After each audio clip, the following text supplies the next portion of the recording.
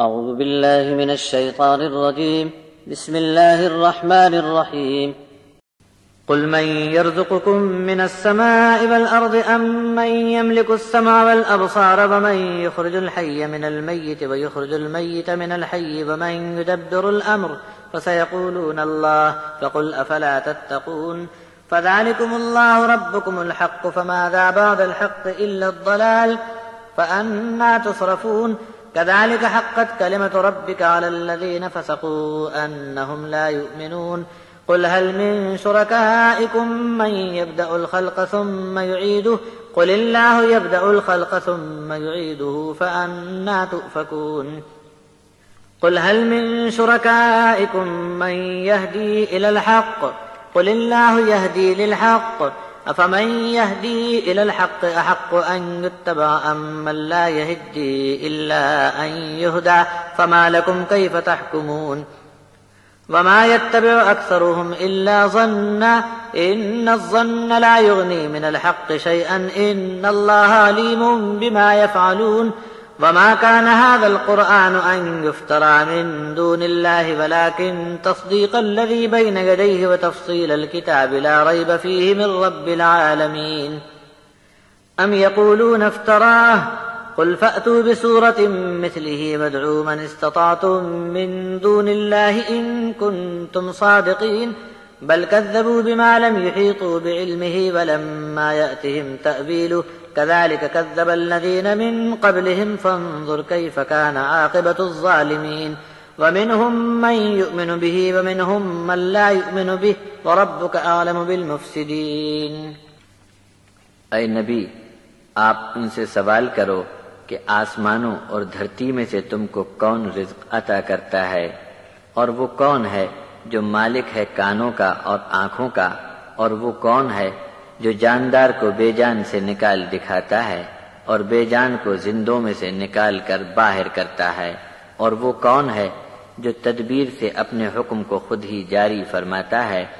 تب یہ لوگ جواب میں صرف ایک ہی بات کہہ سکیں گے کہ یہ سب کام تو صرف اللہ کر سکتا ہے.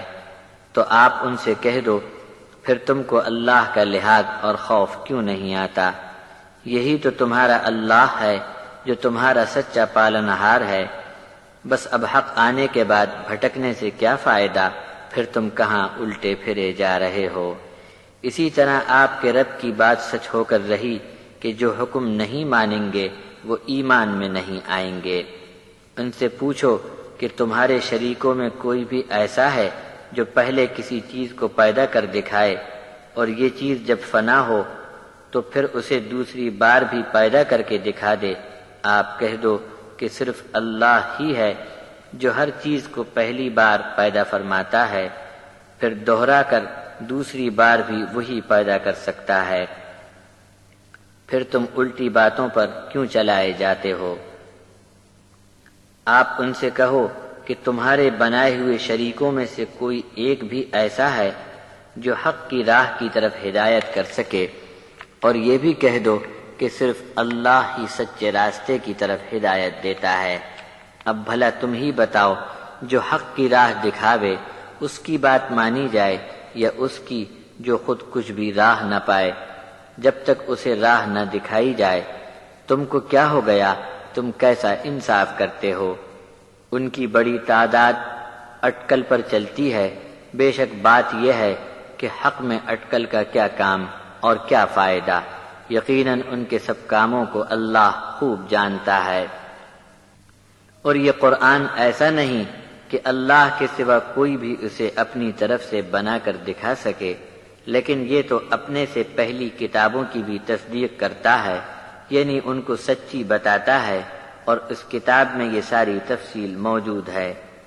اس میں کچھ بھی شک و شبہ کی بات نہیں کہ یہ قرآن تمام جہانوں کے پالنہار کی طرف سے ہے. یہ لوگ کیا بکواس کرتے ہیں کہ اس نے یہ قرآن خود ہی بنا لیا ہے. آپ جواب میں فرما دو کہ تم بھی اس قرآن جیسی صرف ایک صورت ہی بنا لاؤ، اور اللہ کے سوا جن جن کو جمع کر سکو سب کو پکار کر لے آؤ. اگر سچے ہو تو یہ کر کے دکھلا دو. بلکہ یہ تو اس کتاب کو جھوٹ ثابت کرنے میں لگے ہیں، جبکہ اس کے علم پر ان کو قابو نہیں اور ابھی اس کا بتایا ہوا انجام ان کے سامنے نہیں آیا۔ ان کے پہلے لوگ بھی اس طرح کی جھوٹی حرکت کرتے رہے ہیں، اور تم بھی دیکھ لو کہ ظالموں کا انجام کیسا ہوتا ہے۔ اور ان میں سے کچھ لوگ اس قرآن پر ایمان لے آئیں گے اور کچھ نہیں لائیں گے، اور آپ کا رب فساد کرنے والوں سے خوب واقف ہے۔